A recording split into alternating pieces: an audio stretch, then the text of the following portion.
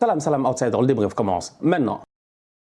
Le Barça l'emporte aujourd'hui 4-0 à l'extérieur sur le terrain du Real Madrid au Santiago Bernabéu. Franchement, entre vous et moi, il n'y a pas grand-chose à dire. Cependant, j'ai beaucoup de choses à dire et vous-même, vous le savez. Une top performance de la part des Coolers. Ils sont venus et ils ont tapé.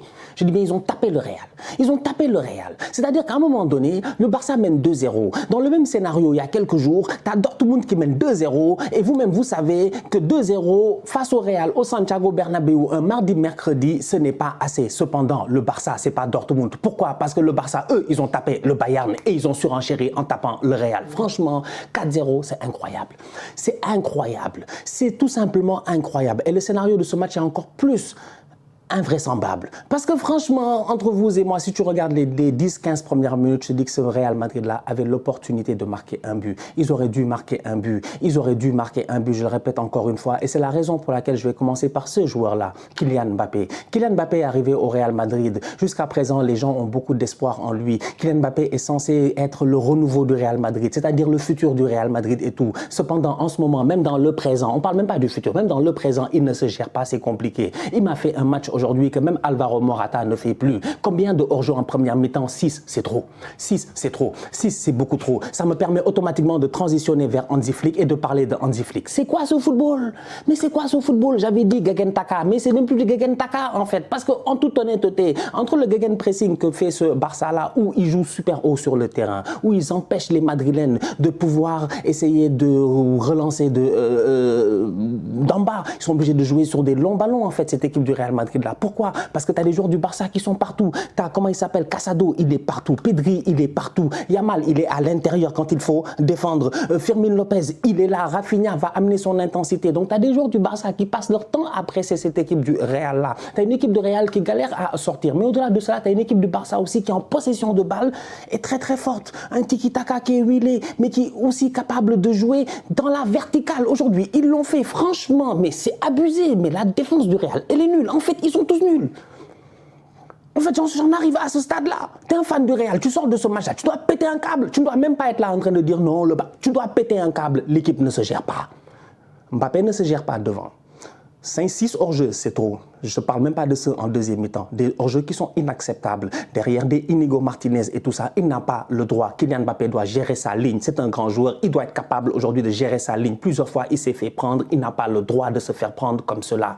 Défensivement parlant, ils ont été nuls. Ils ont été laxistes. Ferland Mendy est là à couvrir des hors-jeux. On peut parler de Hansi Flick, du Gegen Taka, de cette équipe du Barça là qui joue bien, de cette jeunesse-là et tout. Mais au niveau du Real, franchement, des grands gaillards comme ça n'ont pas le droit de faire ce genre de performance-là, d'autant plus à domicile, encore moins dans un classico. Ferland Mendy n'a pas le droit de couvrir le hors-jeu de la sorte. Au milieu de terrain, ils ne peuvent pas être aussi laxistes pour laisser Casado faire des passes comme il veut. C'est-à-dire que c'est pas sérieux. Ils ne peuvent pas quitter le Barça de Peña à Inigo Martinez.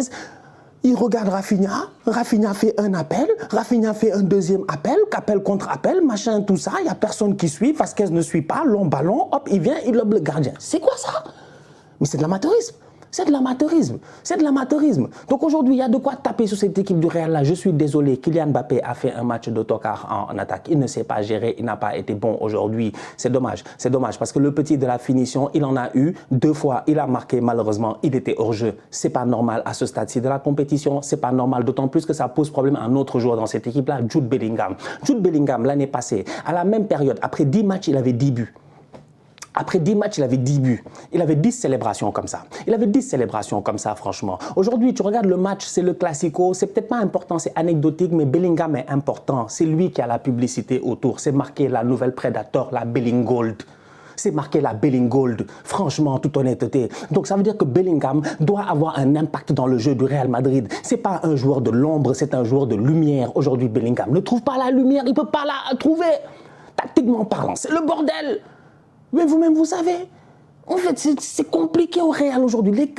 L'année passée, c'était tranquille. Bellingham, il se projetait, les ballons venaient ras, il claquait des buts et tout ça. Aujourd'hui, même la confiance, tu sens qu'il ne l'a plus.